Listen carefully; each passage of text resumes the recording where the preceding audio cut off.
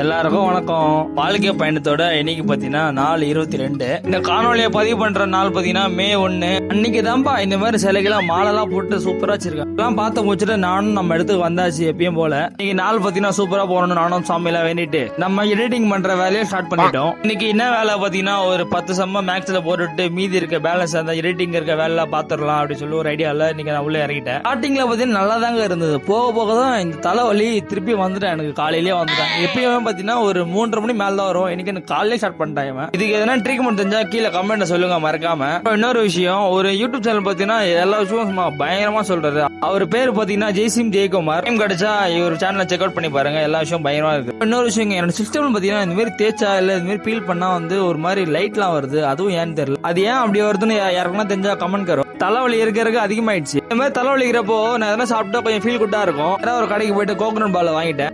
அப்பெல்லாம் சாப்பிடும்போது பாத்தீங்கன்னா உள்ள தேங்காய் இருக்கும். இப்போ தேங்காய் கூட இல்ல, பால் மட்டும் தான் இருக்கு. சாப்பிட்டு முடிச்சு வீட்டுக்கு கிளம்பிட்டு நண்பர்கள். வீடியோ பிடிச்சிருந்தா யூடியூப்ல சப்ஸ்கிரைப், இன்ஸ்டால ஃபாலோ பண்ணிக்கணும். மற்ற வீடியோ வந்து பார்க்கலாம். Tata bye by.